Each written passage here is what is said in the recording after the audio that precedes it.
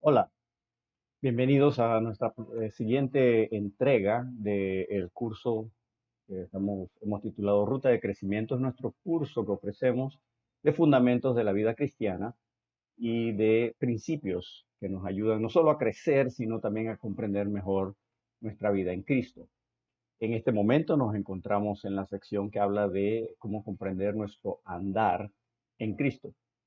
Y hemos estudiado ya dos lecciones sobre nuestra relación con el pecado. Estudiamos hace un par de lecciones la lección sobre el cristiano crucificado, y esa es nuestra relación pasada con el pecado. Y ahí nuestro tema era Romanos capítulo 6, donde nos dice que hemos sido sepultados juntamente con Cristo y resucitados con Él para que andemos en vida nueva. Ese capítulo también nos dice que debemos considerarnos muertos al pecado, porque el pecado es nuestra relación, tenemos una relación pasada con el pecado. Ya mi pecado ha sido perdonado, yo no debo vivir en el pecado. Ese mismo capítulo me dice que no solo debo considerarme muerto al pecado, sino presentar mis cuerpos, los miembros de mi cuerpo, perdón, para servir a la justicia. Y la idea es que si yo me considero muerto al pecado y presento mis miembros para servir a la justicia, es que yo decido no pecar. Y esa es la gran verdad que la Biblia nos revela. Ahora que estoy en Cristo, yo tengo la facultad de no pecar, que no debo entonces vivir en el pecado en ninguna manera. Luego continuamos la lección siguiente, basada en Romanos 7, que tiene que ver con el cristiano y su relación presente con el pecado, y hablamos de la maldición del pecado y el cristiano. Y la verdad de este capítulo es que a pesar de que ya mi relación con el pecado es pasada y no tengo razón ni motivo para pecar, porque nadie me puede obligar a pecar, la realidad es que este cuerpo no me ayuda y este cuerpo todavía está caído. Por lo tanto, tenemos que batallar todos los días contra este cuerpo para no pecar. Estamos libres del pecado, estamos libres de la maldición del pecado, sin embargo, todavía nos afecta. O sea, estamos libres en el sentido de que ya he sido perdonado, he sido justificado delante de Dios, pero en otro sentido no estoy libre porque este cuerpo todavía quiere pecar y me hace caer. Si yo me descuido, fallo, y es una realidad. Y negar esa realidad es sencillamente no querer mirar a la realidad tal como es. Nos dice Romanos 7 que estamos atados a la carne porque el, este cuerpo, dice, en mi cuerpo no mora el bien. Y es una realidad, es una batalla diaria. Tengo la facultad de decidir que no voy a pecar, pero es una batalla diaria. Nunca llego al punto de decir, ya estoy libre, nunca más voy a pecar. Nunca llego a ese punto. Tanto es que el apóstol Pablo termina ese capítulo haciendo la pregunta, miserable de mí, ¿quién me librará de este cuerpo de muerte? Y él mismo responde, gracias damos al Padre por el Señor Jesucristo. Él es el único que me puede librar. Y entonces ahora vamos a continuar con la siguiente lección. Y de paso, esta introducción la tuve que regrabar porque se malogró un poquito la grabación cuando hicimos la lección en vivo. Ahora vamos a pasar a cómo se enseñó esa lección en vivo en nuestra primera iglesia bautista de Santiago. Pasemos allá. Hoy vamos a avanzar y vamos a ver al cristiano consagrado en Romanos 8. En otras palabras, el cristiano espiritual. Ya no es que no luchamos con la carne, pero ahora lo que queremos es enfocarnos bien, ¿qué hago en lugar de luchar con la carne? ¿Qué hago en lugar de ello? Lo que hago es andar en el espíritu. Eso es lo que hago. Así que vamos a ver, otra vez vamos a leer todo Romanos 8, pero no vamos a detenernos a comentar en todos los versículos porque sencillamente no tenemos el tiempo. Les invito a que busquen en sus Biblias Romanos capítulo 8. Y el capítulo empieza con una gran declaración, que es, ahora pues, ninguna condenación hay para los que están en Cristo Jesús, los que no andan conforme a la carne, sino conforme al Espíritu. Y ese es el tema del capítulo. El tema del capítulo es que esto se habla de los que andan no conforme a la carne, sino los que andan conforme al Espíritu.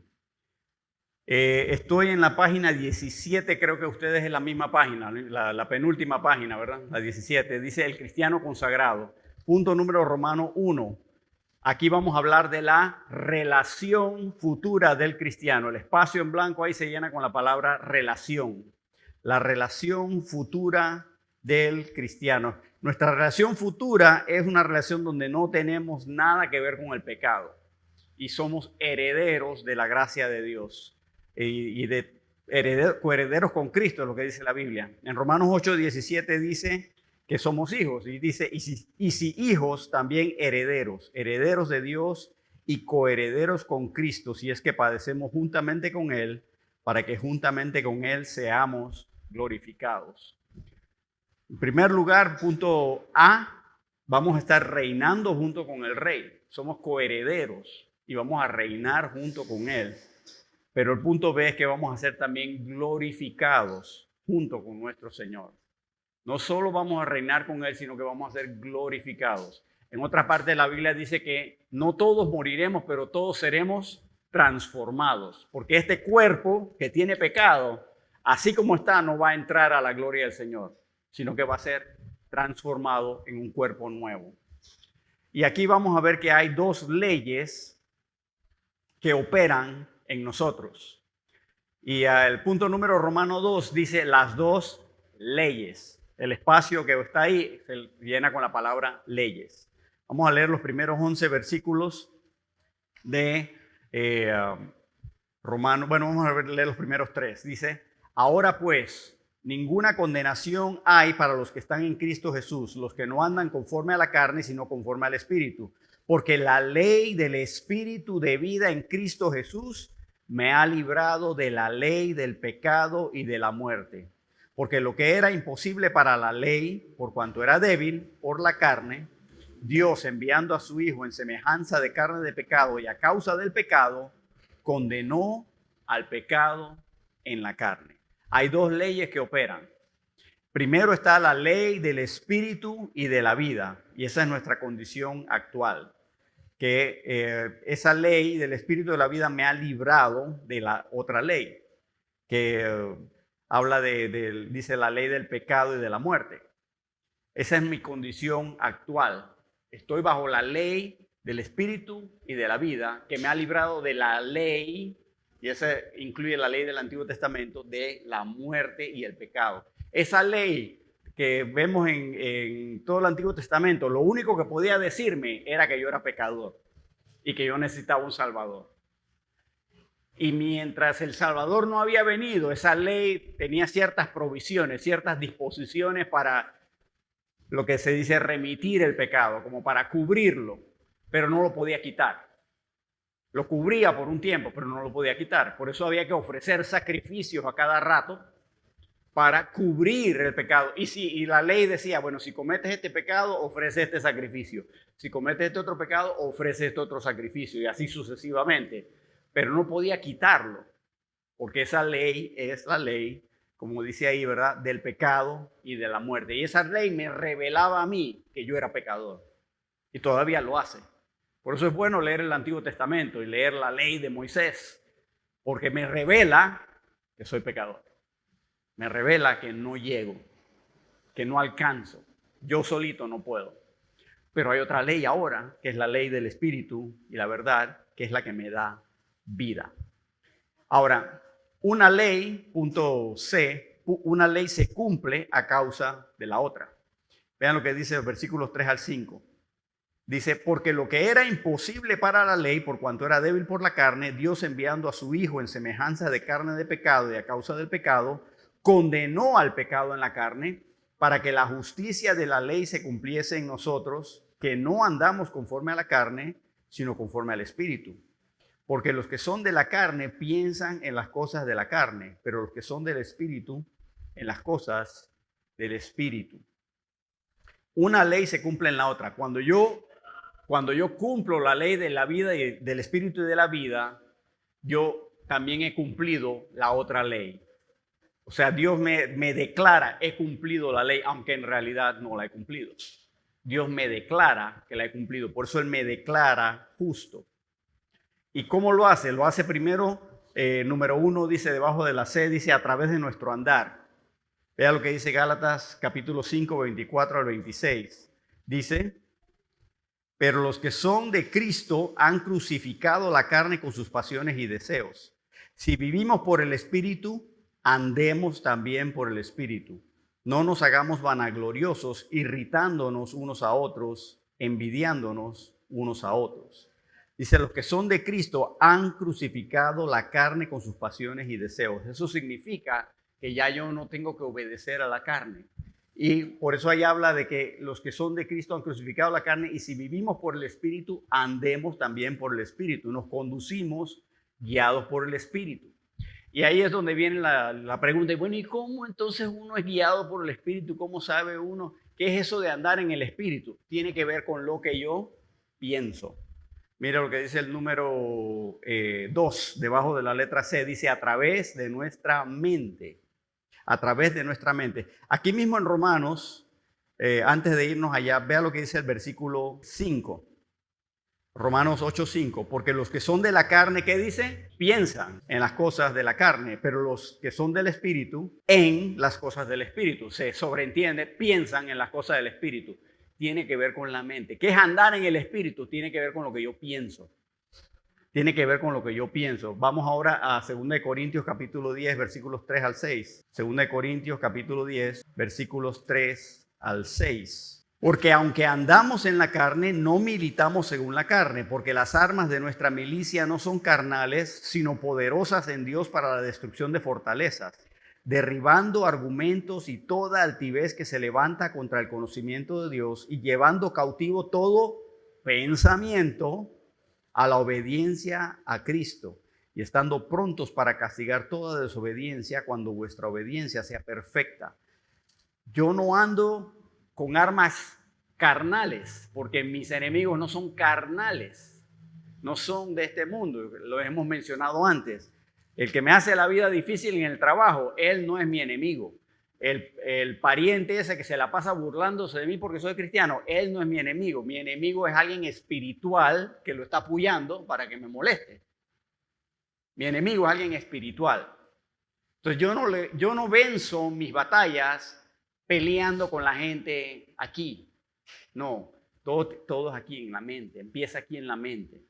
¿En qué pienso yo?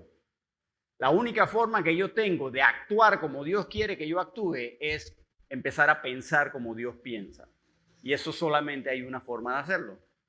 Es metiéndome este libro en la cabeza. Porque este libro tiene la mente de Dios. Los pensamientos de Dios aquí están. Entonces cuando yo empiezo a alinear lo que yo pienso con lo que este libro dice, entonces yo empiezo a pensar como Dios piensa. Y entre más hago yo eso, más estoy andando en el Espíritu. No es tan difícil. O sea, es difícil hacerlo, no es difícil de comprenderlo. ¿Qué quieres que estoy diciendo? Tengo que saber lo que este libro dice y actuar según lo que este libro me dice que actúe. Si hago eso, entonces estoy andando en el Espíritu. Y bueno, no, ese es para otro día, pero por eso esa es la forma de vencer la tentación. Punto D, dice venciendo a la gravedad. El espacio ahí es venciendo. En otras palabras, venciendo a la gravedad para no caerme. Volvamos a Romanos. Ya leímos el versículo 6, pero empezamos ahí de nuevo. Romanos 6, o Romanos 8, 6, perdón. Porque el ocuparse de la carne, y otra vez la palabra cuando dice ocuparse de la carne, está hablando de pensar. El ocuparse de la carne es muerte, pero el ocuparse del espíritu es vida y paz. Por cuanto los designios, otra vez los planes, propósitos, pensamientos, los designios de la carne son enemistad contra Dios. Estoy en el versículo 7. Por cuanto los designios de la carne son enemistad contra Dios, porque no se sujetan a la ley de Dios ni tampoco pueden, y los que viven según la carne no pueden agradar a Dios. Mas vosotros no vivís según la carne, sino según el Espíritu, si es que el Espíritu de Dios mora en vosotros. Y Pablo no lo está poniendo en duda. Dice, bueno, si el Espíritu mora en ustedes, entonces ustedes son de Cristo. Dice, y si termina el versículo, y si alguno no tiene el Espíritu de Cristo, no es de él. No es que Pablo lo esté poniendo en duda. Él está diciendo, no, es que ustedes son de Cristo si tienen al Espíritu, porque si alguien no tiene al Espíritu, no es de Cristo. Sencillo, sencillamente como eso. Volviendo a nuestras notas bajo el punto D. Una ley se cumple a causa de la otra. Y aquí está dando un ejemplo, ¿verdad? La ley de la aerodinámica puede cumplirse a causa de la ley de la gravedad. Eso es nada más un ejemplo. O sea, todos conocemos la ley de la gravedad, ¿verdad? Si yo agarro, por ejemplo, este bolígrafo, me salí de la cámara, si agarro este bolígrafo y lo suelto, ¿qué le pasa? Cae. ¿Por qué cae? Por la gravedad.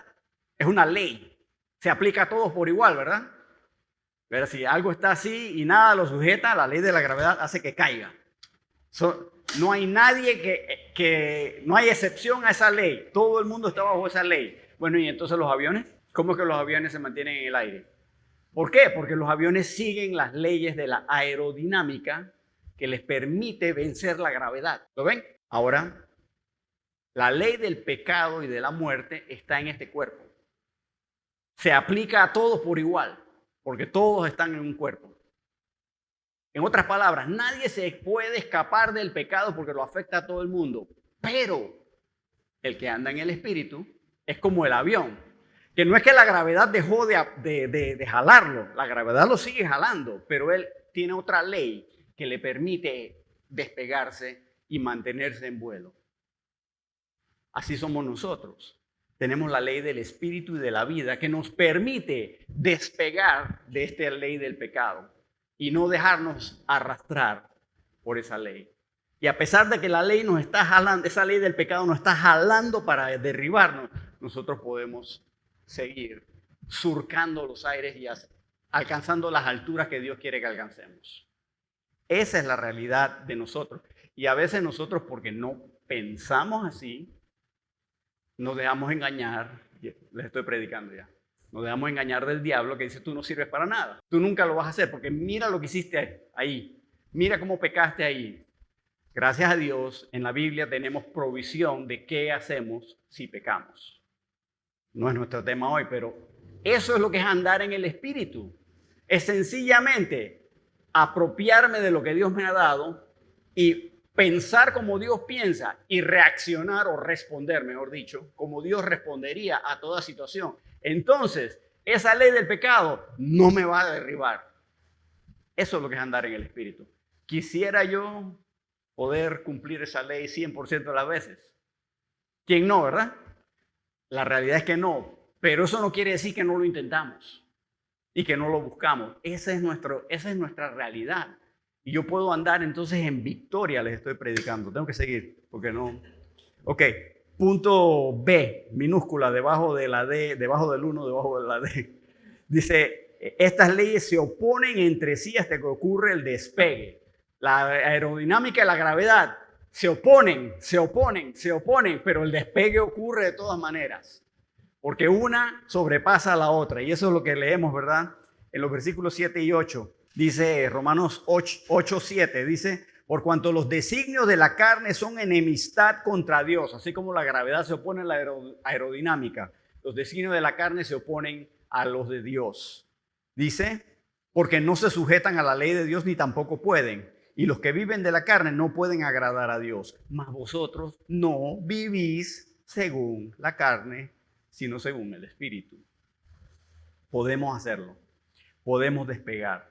Podemos ir más allá. También hay una referencia a Romanos 7:23 donde dice: veo otra ley en mis miembros que se revela contra la ley de mi mente y que me lleva cautivo a la ley del pecado que está en mis miembros. Esa es mi realidad, pero no soy esclavo de esa ley, gracias a Dios.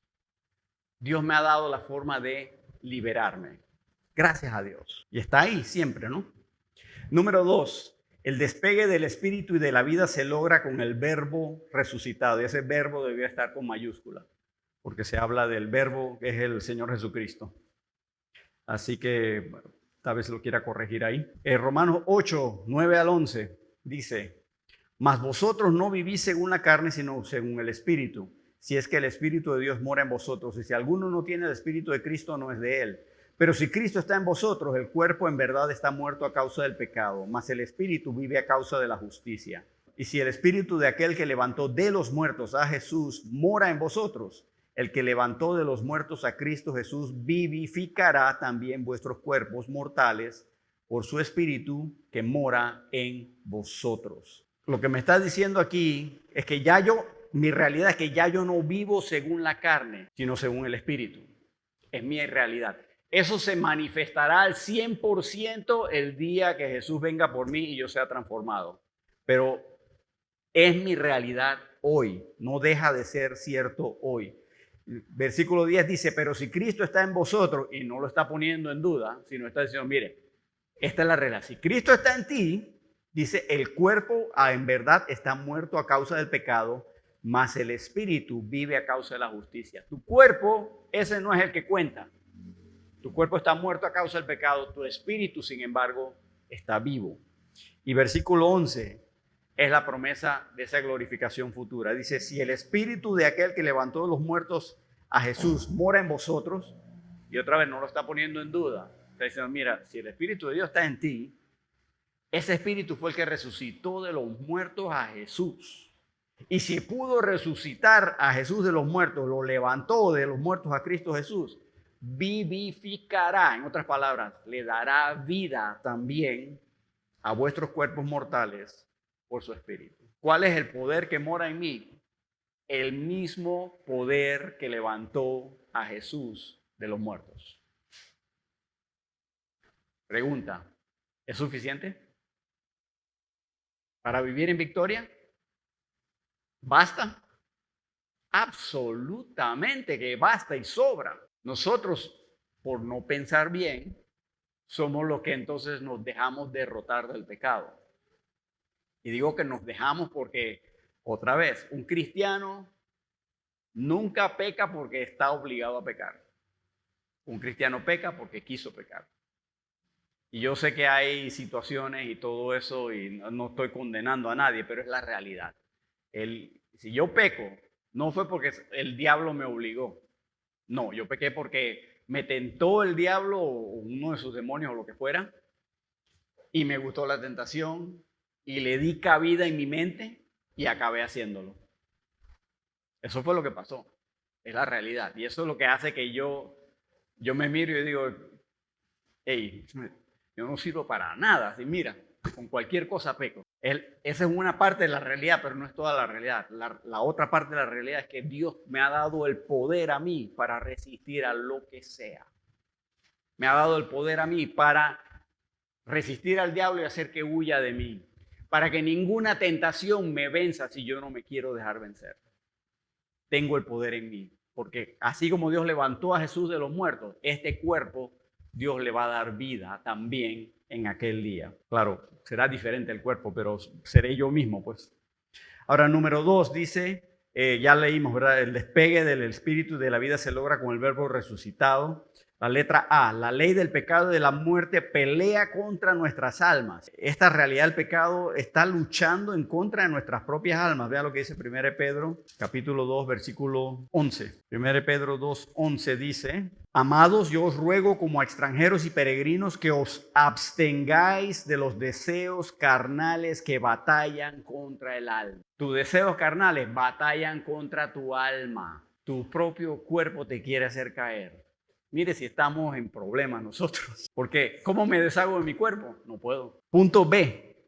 Nuestros cuerpos cobran vida por medio del Espíritu. Acabamos de leer Romanos 11 de cómo si el Espíritu de Dios está en mí y ese Espíritu levantó a Cristo de los muertos, puede levantarme a mí también. Juan capítulo 6, versículos 60 al 63 dice, al oírlas muchos de sus discípulos dijeron, dura es esta palabra, ¿quién la puede oír? Sabiendo Jesús en sí mismo que sus discípulos murmuraban de esto, les dijo, ¿esto os ofende? Pues qué, si vieres al Hijo del Hombre subir a donde estaba primero, el Espíritu es el que da vida, la carne para nada aprovecha. Las palabras que yo os he hablado son espíritu y son vida. ¿Cómo puedo vivir una vida de victoria? Las palabras que yo os he hablado son espíritu y son vida. La palabra de Dios tiene que hallar cabida en mi corazón, lo cual quiere decir en mi mente. No estoy diciendo necesariamente que hay que memorizarse toda la Biblia, Pero memorizarse grandes porciones de la Biblia ciertamente nos es provechoso. Hay un montón de versículos que son importantes. Cuando Dios te da un versículo que a ti te llega al corazón y te hace ver esto es una realidad en mi vida, algo que yo tengo que cambiar, o es algo que Dios me prometió, o es algo que Dios me ha hecho entender, vale la pena que trates de memorizarlo. Porque en algún momento vas a necesitar esa palabra. Cuando el diablo venga a tentarte con algo, te vas a acordar de esa palabra y esa palabra te va a decir, escrito está esto y esto y esto, y no caes en la tentación. ¿Qué estás haciendo? Estás andando en el Espíritu. Estás venciendo esa ley que te quiere arrastrar. ¿Me explico? Tengo un amigo que es pastor que se sabe todo el Nuevo Testamento de memoria. Y el tipo dice, o sea, él no lo dice con alarde ni nada, él dice que él se vio obligado a memorizar todo el Nuevo Testamento, dice, porque su mente estaba muy podrida. Y la única forma que tenía de sanearla era memorizando y memorizando y memorizando y memorizando. Y ese hombre, cuando un hombre predicaba, qué lío, porque agarraba y empezaba, porque dice en 1 de Pedro capítulo 2 y se tiraba medio capítulo. Digo, wow, digo, lo admiro. Yo no puedo hacer eso, pero lo admiro. Y a través de mis años en el andar, y me estoy saliendo del tema, pero a través de mis años, Dios me ha hecho memorizar un montón de versículos. Yo no sé cuántos me sé, pero me sé un montón. ¿Por qué? Porque me he dado cuenta que yo lo necesito. No es nada más una buena idea, no, es necesario. Es necesario. Tengo que seguir. Punto C, debajo del número 2, ¿verdad? La palabra corta el peso del mundo para permitirnos remontar un vuelo con fe. La palabra viene cuando la ley del pecado me quiere arrastrar, entra la palabra de Dios y como que corta esa amarra que me quiere jalar para el piso, que me quiere tumbar, corta esa ligadura y me permite elevarme. Hebreos 4:12, creo que todos aquí conocen ese pasaje, aunque tal vez no saben que lo conocen. ¿Qué dice Hebreos 4:12? Dice, porque la palabra de Dios es viva y eficaz y más cortante que toda espada de dos filos y penetra hasta partir el alma y el espíritu, y las coyunturas y los tuétanos, y vea, y discierne los pensamientos y las intenciones del corazón. Así que yo necesito la palabra de Dios. La necesito porque ella discierne mis propios pensamientos y separa lo bueno de lo malo. Vea lo que dice Hebreos capítulo 12, versículos, ¿qué dice? 1 al 4. Por tanto, nosotros también, teniendo en derredor nuestro tan grande nube de testigos, despojémonos de todo peso del pecado que nos asedia. ¿Cómo? Con la palabra. Y corramos con paciencia la carrera que tenemos por delante, puestos los ojos en Jesús, el autor y consumador de la fe, el cual por el gozo puesto delante de él sufrió la cruz, menospreciando lo oprobio, y se sentó a la diestra del trono de Dios. Considerad aquel que sufrió tal contradicción de pecadores contra sí mismo, para que vuestro ánimo no se canse hasta desmayar, porque aún no habéis resistido hasta la sangre combatiendo contra el pecado. Jesús sí lo hizo, resistió hasta la sangre. A nosotros, francamente, ay, mira que me miró feo. Y ya esa es nuestra, ay, estoy luchando contra el mundo. Ay, el jefe vino y me regañó. Es el mundo que me está haciendo la vida de cuadritos. Y no digo que no, pero no hemos resistido hasta la sangre, hermano, no hemos resistido hasta la sangre. Hay otros países donde sí. Ahorita mismo en todos esos países, todos los que terminan en stan, que si Uzbekistán, Afganistán, Kazajistán, todos esos países, los hermanos cristianos están sufriendo. Y en algunos casos hasta la sangre. Y yo me quejo porque ay, no puedo tener un televisor nuevo todavía. Sí, yo sé, la comida está cara, ¿sí? ¿Sí? La gasolina está cara. ¿Estamos de acuerdo? Así que andar en el Espíritu me permite vencer a la ley de la muerte y del pecado. Porque andar en el Espíritu me pone en efecto en mi vida la ley del Espíritu y de la vida. Y con la palabra de Dios, entonces yo puedo resistir la tentación del pecado. Puedo resistir los ataques del enemigo. Mis enemigos no son carnales, son espirituales. Ese es mi ando. Seguimos. Ahí tiene un cuadrito, ¿verdad? Pasos para la liberación. Eso empezamos a verlo desde hace 2 semanas. Para andar en el espíritu, 3 pasos. Primero, vencer el temor. Ahí 2 Timoteo 1:7 es el pasaje que dice que Dios no nos ha dado espíritu de cobardía. Hay que vencer el temor. El diablo puede ser muy, muy feo y muy grande y muy poderoso, pero francamente la Biblia no me dice que le tenga miedo al diablo. Que le tenga temor. Para nada. Respeto sí, no me meto con él. Él es más fuerte que yo. Pero la Biblia no me dice que le tenga miedo. ¿A quién le debo temer yo? ¿A quién dice la Biblia que le debo temer? A Dios. Al que tiene la autoridad para mandar mi alma al infierno. Ese es Dios. El principio de la sabiduría es ¿el qué? Temor a Dios. Hay que tener. Es un respeto, es un temor reverente. Miedo también. Hay que tenerle miedo de que yo no quiero ofender a Dios. Así como yo le tengo miedo de que no quiero ofender a mi papá. Así mismo. No es nada más respeto. Número Romano 3. Tenemos las 2 adopciones. Ese es el espacio. La palabra en el espacio es adopciones. Las 2 adopciones. Y aquí tenemos el resto del capítulo. Punto A. La regeneración de nuestro espíritu en nuestra condición actual. Las 2 adopciones, sí, porque hemos sido adoptados. Tenemos 2 aspectos por los cuales hemos sido adoptados en la familia. Ve que el cristiano es nacido de nuevo y se hace parte del cuerpo de Cristo, pero también es adoptado en la familia de Dios al mismo tiempo. Esas 2 cosas no se contradicen, son solamente, creo que yo no sé por qué Dios usó 2 figuras diferentes. La única explicación es que para que nosotros con nuestra mente limitada pudiéramos entender el alcance de la obra del Señor Jesucristo, nos ha dado 2 cuadros. Uno es que somos nacidos en una familia, ahora somos parte de la familia espiritual de Dios, pero al mismo tiempo hemos sido adoptados en la familia real de rey, la familia del rey. Entonces las 2 cosas son verdaderas, pero hay 2 adopciones. Vamos a ver, primero, punto A. La regeneración de nuestro espíritu es mi condición actual. Cuando recibí a Cristo, mi espíritu cobró vida. Así que soy regenerado. Punto B. La redención de mi cuerpo es mi condición futura. Vendrá el día en que yo seré libre de la presencia del pecado. Mi cuerpo será regenerado. Entonces, el punto C. La primera adopción se enfoca en nuestra herencia. Vamos otra vez a Romanos 8 y a versículo 17. Vamos a leer del 12 al 17, porque está aquí del 12 al 17. Romanos 8, 12 dice: así que, hermanos, deudores somos no a la carne, para que vivamos conforme a la carne. Porque si vivís conforme a la carne, moriréis. Mas si por el Espíritu hacéis morir las obras de la carne, viviréis. Porque todos los que son guiados por el Espíritu de Dios, estos son hijos de Dios.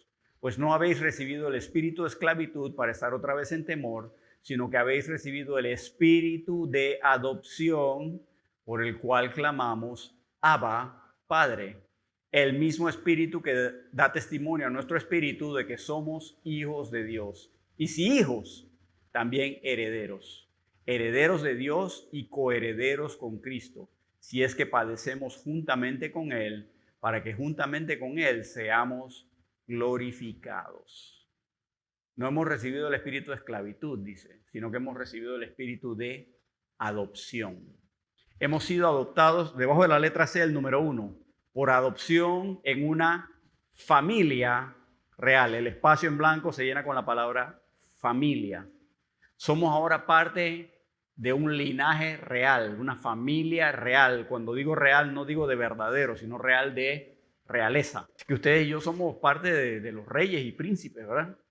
Aquí la gente en el mundo, ¿verdad? Se afana con el príncipe fulano y la princesa sutana y todos se van leyendo y hay revistas dedicadas a los príncipes y princesas de este mundo y no sé, yo los leo y yo los veo y yo digo y que no sé, son gente nada más, ¿no?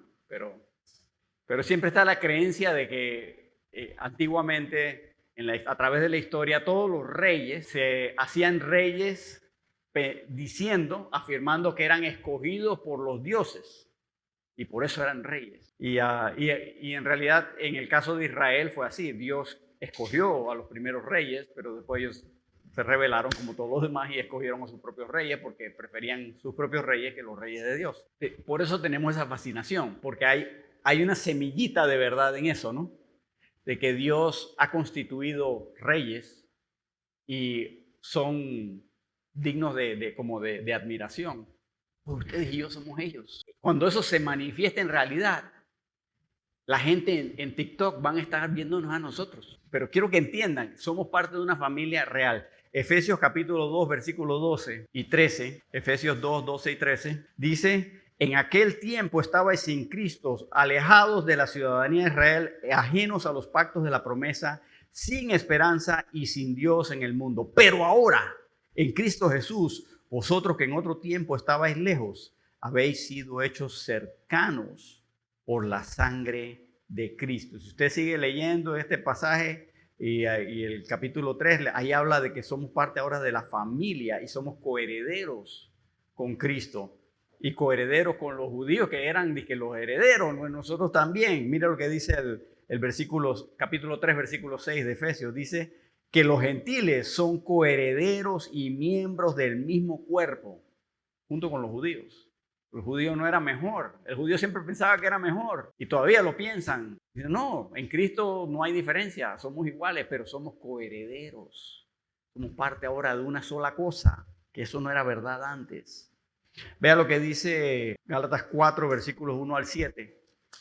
Dice, pero también dice, entre tanto que el heredero es niño, en nada difiere del esclavo, aunque es señor de todo, sino que está bajo tutores y curadores hasta el tiempo señalado por el Padre.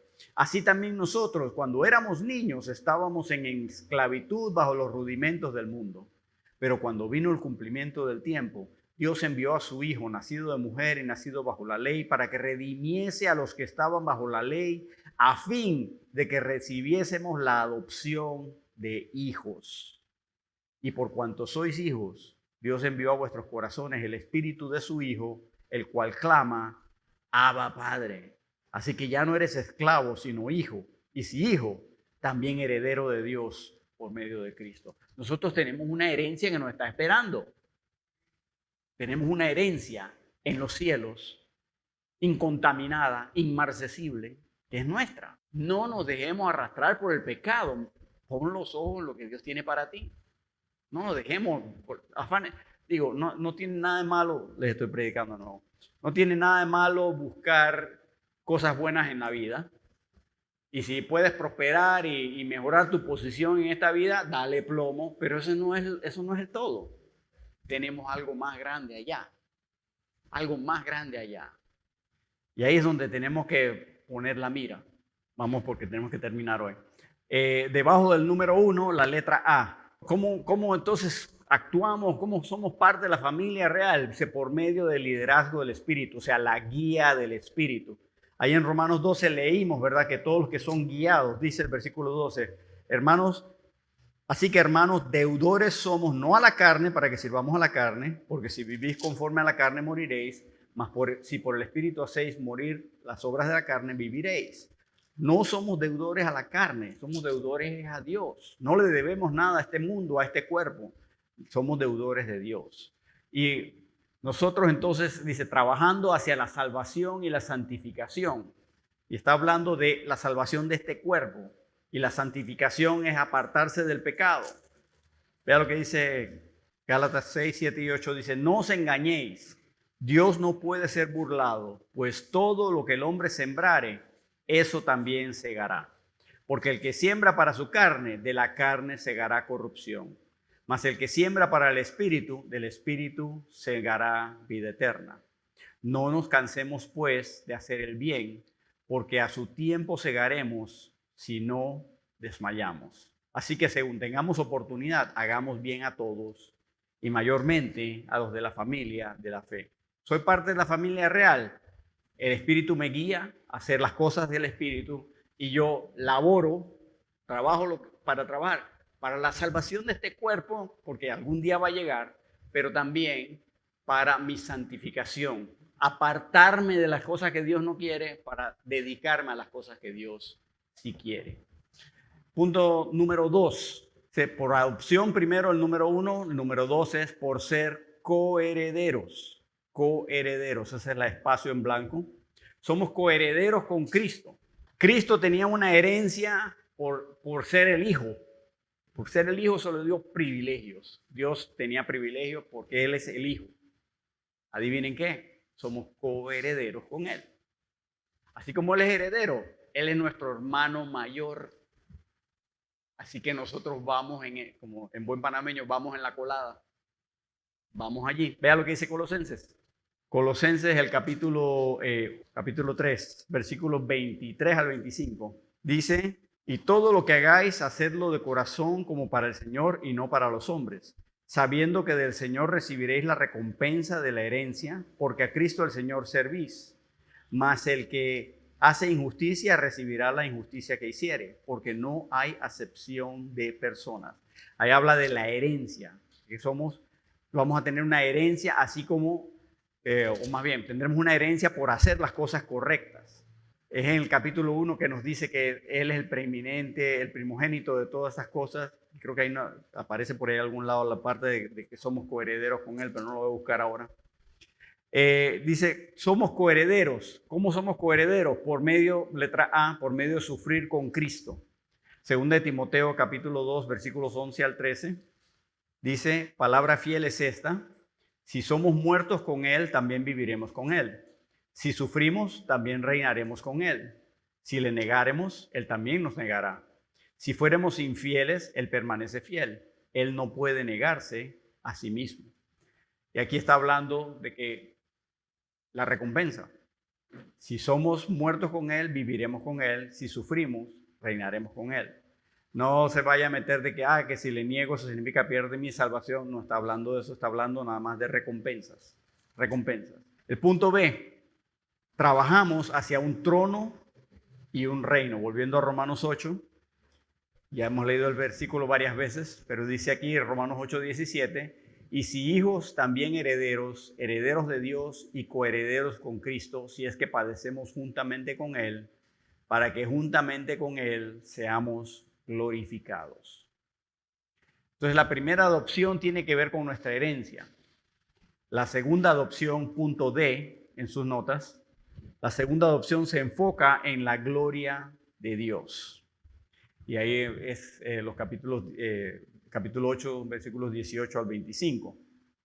Y vamos a leer del 18 al 23. Dice, pues tengo por cierto que las aflicciones del tiempo presente no son comparables con la gloria venidera que en nosotros ha de manifestarse. Porque el anhelo ardiente de la creación es el aguardar la manifestación de los hijos de Dios.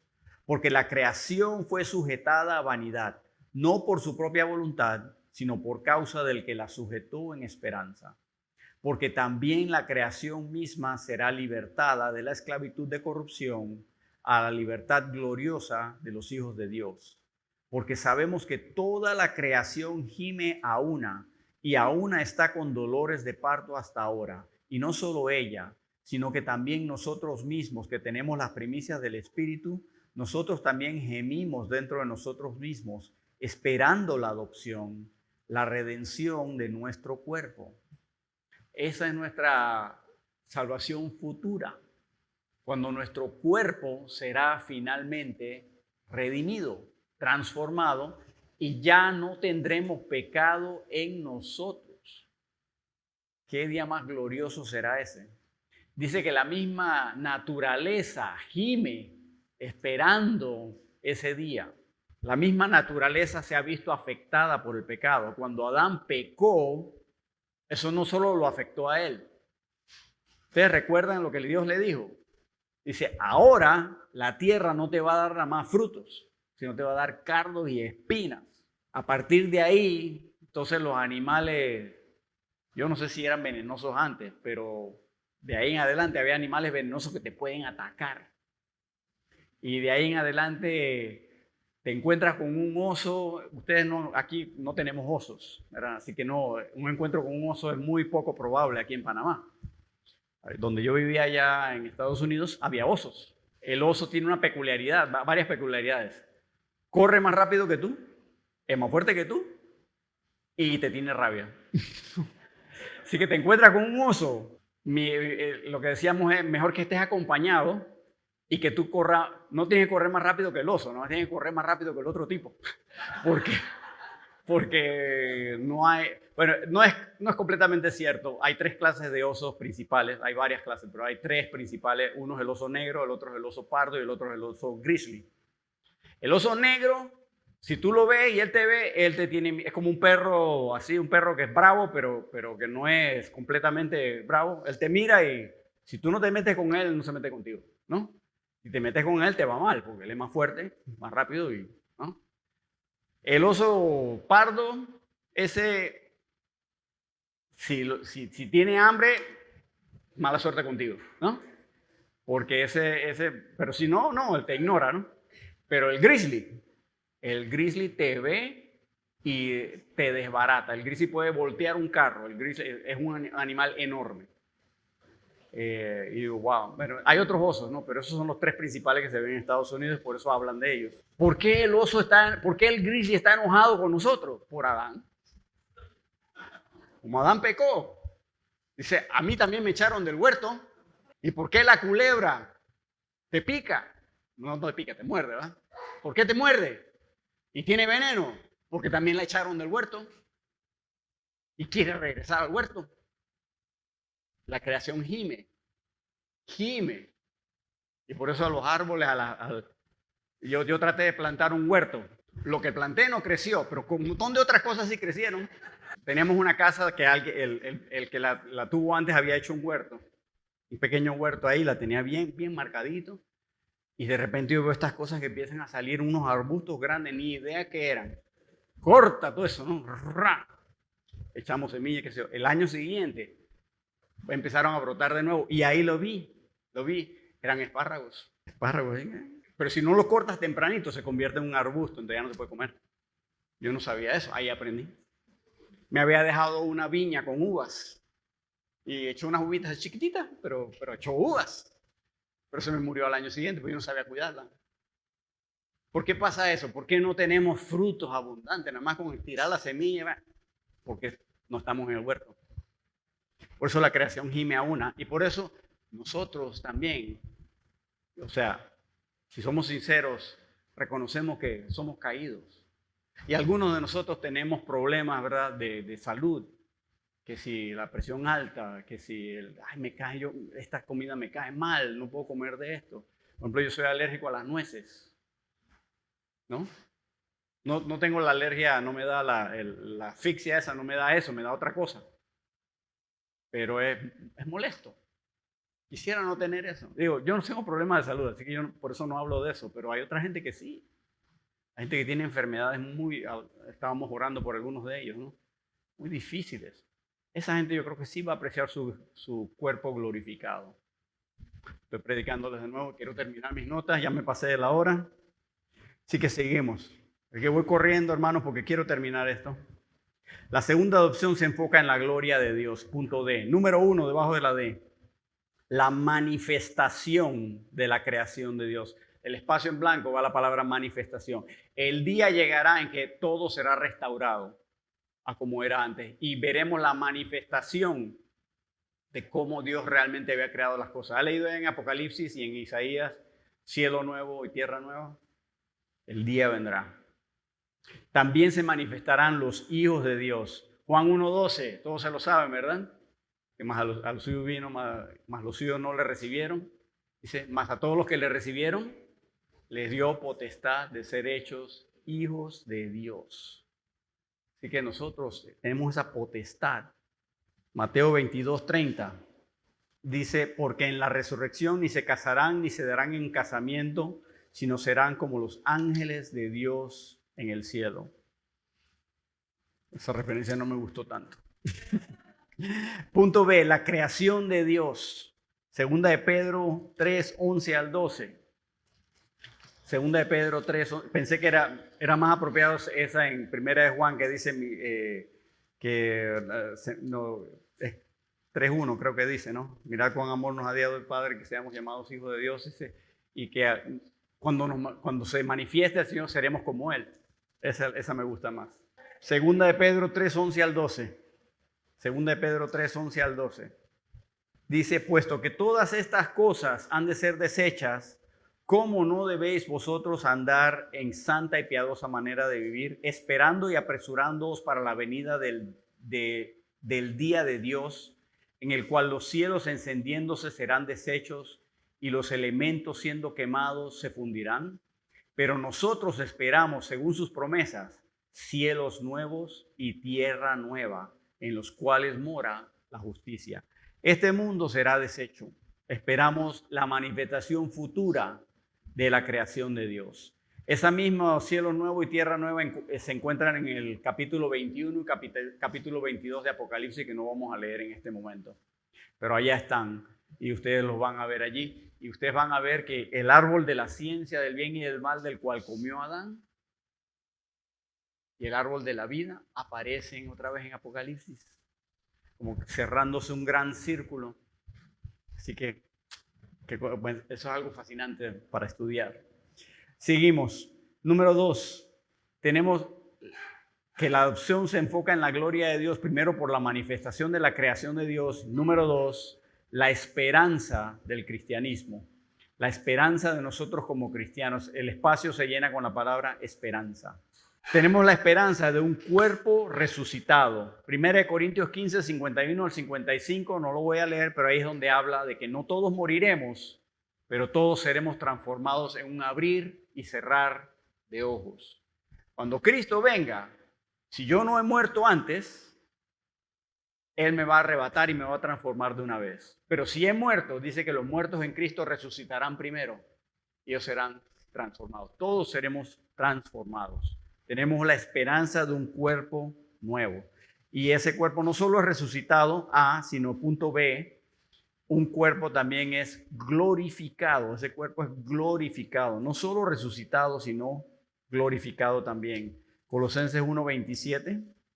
A quienes Dios quiso dar a conocer las riquezas de la gloria de este misterio entre los gentiles, que es Cristo en vosotros, la esperanza de gloria. Cristo es mi esperanza de gloria. Versículo 28, mira lo que dice: a quien anunciamos amonestando a todo hombre y enseñando a todo hombre en toda sabiduría, a fin de presentar perfecto en Cristo Jesús a todo hombre. Aquí en la tierra alcanzamos una perfección parcial, que es la madurez, pero en aquel día nos presentaremos perfectos delante de Cristo Jesús. ¡Wow! Qué tremendo, qué tremendo. Seguimos. Ahí hay una referencia a Mateo 17. Esa es la referencia a Mateo 17, es cuando Jesús fue transfigurado, que los apóstoles de Pedro, Juan y Jacobo lo vieron a Cristo en toda su gloria. Pues como que así nos vamos a ver nosotros de alguna forma, ¿no? Pues dice la Biblia que seremos semejantes a Él. Yo no sé cómo va a ser eso, pero va a ser glorioso. Va a ser glorioso. ¿Ok? Último punto, punto cuarto. Nuestra consagración está completa en la deidad. Nuestra consagración está completa en la deidad. Vamos a Romanos 8 otra vez. Ve al versículo 26. Vamos a leer del 26 al 28. Y de igual manera el Espíritu nos ayuda en nuestra debilidad, pues qué hemos de pedir como conviene no lo sabemos, pero el Espíritu mismo intercede por nosotros con gemidos indecibles. Mas el que escudriña los corazones sabe cuál es la intención del Espíritu, porque conforme a la voluntad de Dios intercede por los santos. Y sabemos que a los que aman a Dios todas las cosas les ayudan a bien. Esto es, a los que conforme a su propósito son llamados. El Espíritu, punto A, el Espíritu es nuestro intercesor. El espacio ahí se llena con la palabra intercesor. Él ora en nuestro lugar porque nosotros no sabemos ni orar. Aquí nos reunimos, esta fue una reunión de oración y empezamos orando. Y yo sé que todo el mundo hizo su mejor esfuerzo por orar. Pero ¿sabe qué hace el Espíritu? Él agarra nuestras oraciones y dice, bueno, tú no sabías ni cómo pedir. Y Él las acomoda para que sean conforme a la voluntad de Dios y las presenta delante de Dios. Así que hay gente que dice, ay, pero es que yo no sé ni cómo orar. No te preocupes. El Espíritu intercede por ti. Tú nada más exprésate con sinceridad de corazón al Señor y deja que el Espíritu haga su trabajo. Hay algo, estoy leyendo el libro de Apocalipsis, hay algo ahí de que el incienso dice, delante de Dios el incienso son las oraciones de los santos. Dice, bueno, yo no soy, el incienso aquí lo asemejan con prácticas que no son muy, vamos a decir, no son muy provechosas, paganas, vamos a decirlo así, pero eso es porque el diablo lo ha dañado, ¿no? El incienso tiene la idea de que aromatiza tu casa y todo eso y da una sensación de pureza. Y estábamos orando aquí y yo estoy en mi mente imaginando que delante del Señor esas oraciones son un incienso que está llenando su presencia y que Él hace olor grato. Otra vez le estoy predicando, ¿verdad? Y hay algunos de nosotros que nuestro incienso delante del Señor es nada más una pizquita, así como que ni olor da. Así que, hermanos, hay que orar más, hay que orar más. No lo digo por ustedes, lo digo por mí. Pero el Espíritu sabe cómo orar conforme a la voluntad de Dios. Vea 1 Tesalonicenses capítulo 4, versículos 3 al 4. Dice, versículo 4, versículo 3 y 4, pues la voluntad de Dios es vuestra santificación, que os apartéis de fornicación, que cada uno de vosotros sepa tener a su propia esposa en santidad. Ese no es el pasaje, ese sí es el pasaje. Sí, ese sí es el pasaje. Creo que hay algo que no está bien ahí, porque aunque ahí habla de la voluntad de Dios, no me gustó esa cita tampoco. El Espíritu de Dios trabaja por nuestro bien, según de Timoteo 1:9. Dice, quien nos salvó y llamó con llamamiento santo, no conforme a nuestras obras, sino según el propósito suyo y la gracia que nos fue dada en Cristo Jesús antes de los tiempos de los siglos. El Espíritu nos ayuda, aunque no veo francamente estos versículos están un poquito fallucos. Voy a tener que mejorar estas notas. Bien, seguimos. Punto B. Cristo es nuestro patrón en el sentido de ejemplo, no en el sentido de jefe, en el sentido de ejemplo. Él es el patrón que seguimos. Romanos 8, versículos 29 y 30 dice, porque los que antes conoció también los predestinó para que fuesen hechos conforme a la imagen de su Hijo, para que Él sea el primogénito entre muchos hermanos. Y a los que predestinó, a estos también llamó. Y a los que llamó, a estos también justificó. Y a los que justificó, a estos también glorificó. Cristo, Él hizo estas cosas por nosotros. Él no solo hace que todas las cosas ayuden a bien, sino que Él dice, los que antes conoció, nos conoció de antemano. Y Él nos predestinó, y esta es una de esas palabras que pone a la gente a pensar y a veces en problemas. Pero básicamente, si estamos en Cristo, nuestro destino ya ha sido fijado de antemano. Por eso estamos predestinados. Si estoy en Cristo, mi destino ya ha sido fijado. Y dice, los predestinó para que fuese, ¿cuál es mi destino? Que fuese hecho conforme a la imagen de su Hijo. Yo voy a ser hecho conforme a la imagen del Hijo de Dios. Por eso Él es mi ejemplo, mi patrón. El patrón que yo sigo es el Señor Jesucristo. Porque yo voy a ser como Él. Y de hecho la Biblia dice que seremos como Él es. Inclusive dice que como fue Cristo en el mundo, así somos nosotros ahora. Y eso es un pensamiento que también lo pone a uno con los pelos de punta, ¿verdad? ¿Sabe que hay gente en este mundo, hay alguien que tú conoces, que hay alguien conocido tuyo, que el mejor cristiano que esa persona conoce eres tú? Eso quiere decir que el mejor ejemplo o representante del Señor Jesucristo que esa persona conoce eres tú. Que también está representando. Wow. Personas, nada más con eso nos vamos para la casa y mejor, ¿verdad? Nada más con eso ya tengo para irme a llorar a la casa porque ahí yo le he quedado mal a la gente. ¿Y qué si el mejor cristiano que esa persona conoce soy yo? Ay, ya la vida. Qué problema. Sigamos. Dice aquí número 1, nuestra imagen espiritual ahora. Y tiene 1 Corintios 1:15 al 16. Vamos a Colosenses 1:18. Nuestra imagen espiritual ahora es esta. Dice, y Él es la cabeza del cuerpo que es la iglesia. Él que es el principio, el primogénito de entre los muertos, para que en todo tenga la preeminencia. Esta es mi imagen. Él es mi ejemplo. Él es la cabeza, yo le sigo porque Él es la cabeza del cuerpo. Vamos al número 2. Él es nuestra imagen física en un futuro cercano.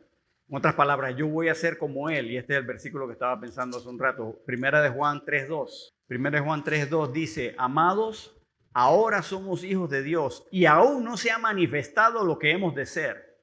Pero sabemos que cuando Él se manifieste, seremos semejantes a Él, porque le veremos tal como Él es. Yo voy a ser semejante a Él. Así que lo que vieron Pedro y Jacobo y Juan en ese monte de la transfiguración, yo voy a ser semejante a eso. Esa es mi esperanza. Yo soy coheredero de esa promesa. Yo soy seguidor de ese ejemplo. Y aquí sigo el ejemplo con mis limitaciones, pero allá seré perfecto. Esa es la meta de mi andar en el Espíritu. Ser más como Cristo. Punto C. Para terminar, entonces, Cristo es nuestro defensor. El espacio se llena con la palabra defensor. Versículos 31 al 39, es un pasaje un poquito extenso, pero vamos a leerlo porque vale la pena leerlo. Romanos 8:31 dice, ¿qué pues diremos a esto? Si Dios es por nosotros, ¿quién contra nosotros? El que no escatimó a su propio Hijo, sino que lo entregó por todos nosotros, ¿cómo no nos dará también con Él todas las cosas? ¿Quién acusará a los escogidos de Dios? Dios es el que justifica. ¿Quién es el que condenará? Cristo es el que murió, más aún, el que también resucitó, el que además está a la diestra de Dios, el que también intercede por nosotros. ¿Quién nos separará del amor de Cristo? ¿Tribulación o angustia o persecución o hambre o desnudez o peligro o espada? Como está escrito, por causa de ti somos muertos todo el tiempo, somos contados como ovejas de matadero. Antes en todas estas cosas, ¿qué cosas? La tribulación, angustia, persecución, hambre, todo eso. En todas estas cosas somos ¿qué? Más que vencedores por medio de aquel que nos amó. Por lo cual estoy seguro de que ni la muerte, ni la vida, ni ángeles, ni principados, ni potestades, ni lo presente, ni lo porvenir, ni lo alto, ni lo profundo, ni ninguna otra cosa creada nos podrá separar del amor de Dios que es en Cristo Jesús, Señor nuestro. Jesús es nuestro defensor. Él es el que no solo nos guarda, sino que nos saca en victoria en medio de todas estas cosas. Y no hay nada, si usted lee eso, no hay nada que me pueda separar del amor de Dios. ¿Y cómo es el amor de Dios? En Cristo Jesús. Estoy en Cristo. Nada me puede separar de Él. Nada. Nada. Aunque yo mañana me vuelva el peor pecador del mundo, nada me puede separar de Dios. Eso le cuesta trabajo a alguna gente asimilarlo. Pero no, es que mi salvación no es por obras. No es por obras. Si yo tengo a Cristo en mi corazón, todos mis pecados han sido perdonados, pasado, presente y futuro. Y que el que voy a cometer mañana ya está perdonado. ¿Significa que puedo hacer lo que me da la gana? No. Tengo que andar en el Espíritu. Tengo que andar en el Espíritu. Si no ando en el Espíritu, dice la Biblia que segaré en muerte. El que siembra, ¿verdad? Para la carne, de la carne que va a cosechar, muerte. Y en algunos casos, y a mí me ha tocado verlo, eso se cumple físicamente. Me ha tocado verlo. Hay algunos que Dios dice, ya no sirves para más nada, venga para acá. Tú no andas con juegos, Señor, no. Número 1, Él provee un camino para todas nuestras necesidades. Aquí leímos el 31 y el 32, que si Dios es por nosotros, ¿quién contra nosotros? Hay un camino. Si Dios no escatimó a su propio Hijo, ¿cómo no me va a dar a mí todo lo que yo necesito? No todo lo que yo quiero, pero me va a dar lo que yo necesito. Absolutamente, absolutamente. Dice aquí en Mateo 6, 25 al 33, no lo voy a leer, pero ese es el pasaje que dice, ¿verdad? Busca primeramente el reino de Dios y su justicia, dice, y todas estas cosas os serán añadidas, hablando del techo y del vestido y de la comida.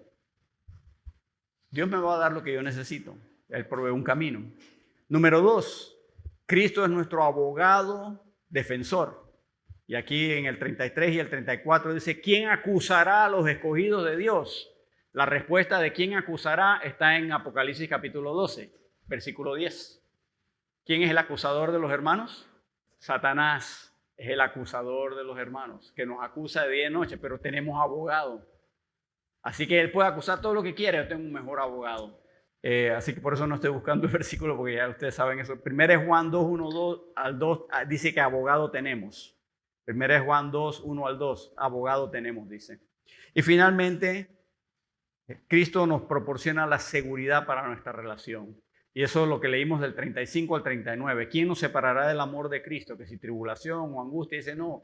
Ni nada me puede separar del amor de Dios, ni principados, ni potestades, ni la muerte, ni la vida, ni lo presente, ni lo porvenir, ni lo alto, ni lo profundo, ni ninguna otra cosa creada. No hay nada que me pueda separar del amor de Dios, nada que me pueda separar de Él porque soy de Él, soy su hijo, soy coheredero con Cristo. Tengo todo eso a mi favor. ¿Por qué voy entonces a servir a la carne? ¿Para qué? Bueno, sabemos por qué. Eso es para el tema de que ya lo mencionamos. Porque el pecado se ve bonito. Si el pecado se viera feo, nadie pecaría. Pero es que el pecado se ve bonito. Se ve codiciable. ¿Eh? Se ve bueno, agradable para la vista. Pero cosechamos siempre del pecado, cosechamos muerte. Esa es la realidad. Hermanos, gracias por su paciencia. Vamos a quedar allí. Tengamos una palabra de oración para quedar despedidos. No se pierda la semana que viene el próximo capítulo, misma hora, mismo canal.